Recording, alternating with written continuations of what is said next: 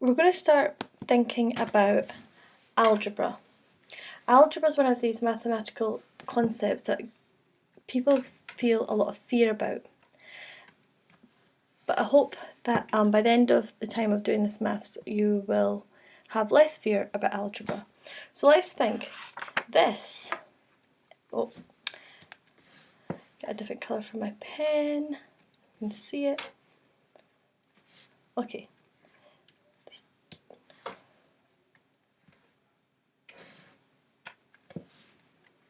There we go. This is a mathematical expression. So when we think about algebra, we use symbols, often letters. X is a favourite mathematical, a favourite letter for mathematicians. We use symbols or letters to as substitutes for numbers. So in this, X can be any number. So let's just say let X equal 5. So we take the 5, we plug it into where the X is, and we find X plus 3 would therefore be 8. It's simple arithmetic. And so when we're thinking about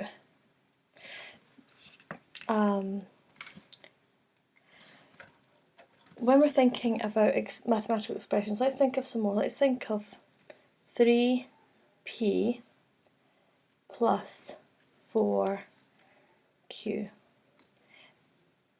If p equals 5 and q equals 2. Now we're going to be slotting these numbers into the correct places here, so we'd end up with 3 times 5 plus 4 times q. Just to note, when you have you have this expression here, 3p, that's a shorthand for multiplication. So if you see two things beside each other, two algebraic expressions like a number and a letter, for example, or it might be a number with an open brackets, that means there's going to be a multiplication in there. Now, when we've got something like this, we need to remember bidmus,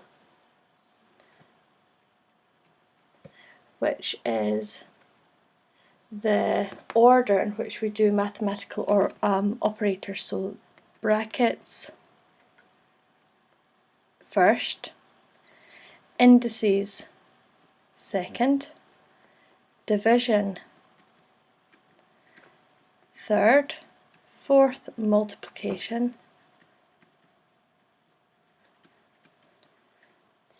then addition,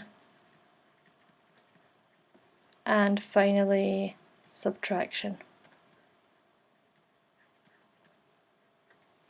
So in this, we've got our multiplication comes before addition, so we do 3 times 5, which is 15, and then add, I've not put the 2 for, 4 times 2 is 8, and then we get 23. Let's try another one. So let's now think 2p squared. Again, p is going to be equal to 5. So we've got 2 times 5 squared. Now remember, we're going to write bidmus here. So we've got indices, so indices go first, so we're going to do 2 times 25, which is 50. And finally, let's think of p, q minus 5r, where p is 5, q is 2, and r is minus 4. So slot the numbers in. P is 5, so 5 times 2 minus 5. Now I'm going to put a bracket around this. 5 times minus 4. Just so we don't think there's a minus here. It's not 5 take away 4. It's 5 times minus 4. So we end up getting 5 times 2 is 10 minus 5 times minus 4 is 20, but it's minus 4, so it's minus 20. We'll write minus 20 in here. Now when you take away a minus number, the negatives cancel and we end up with this, which is 10 add 20 equals 30. Let's do a couple more. Let's do an example of a word problem. Distance S is travelled by a particle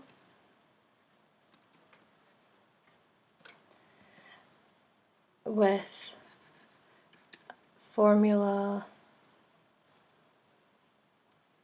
can't spell, S equals U T plus a half AT squared. Now you see this formula here is something you'd come across in physics. So anyone doing physics will at some point become familiar with this formula. And you can now see why algebra becomes important. It takes math and it applies it into more real life situations.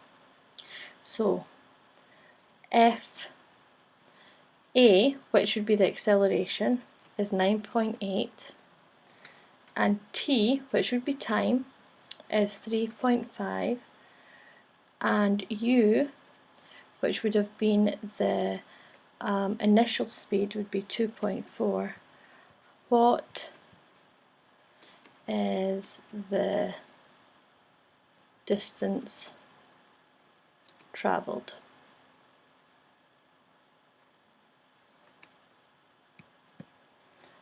So we've just slot the numbers in. So S equals UT, so 2.4 times 3.5 plus a half times A, which is 9.8, times T squared, which is 3.5 squared. So we do 3.5 squared first, and then we do the multiplications separately, and then we add the two bits and we'd get 68.425. And if we want to say we want to take this to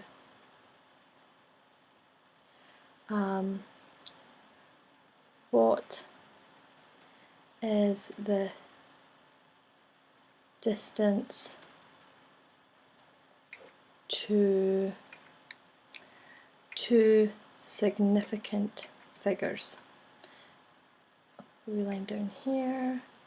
So two significant figures is the 68. So S would be 68. We don't round up because that's 4, so we keep it 68.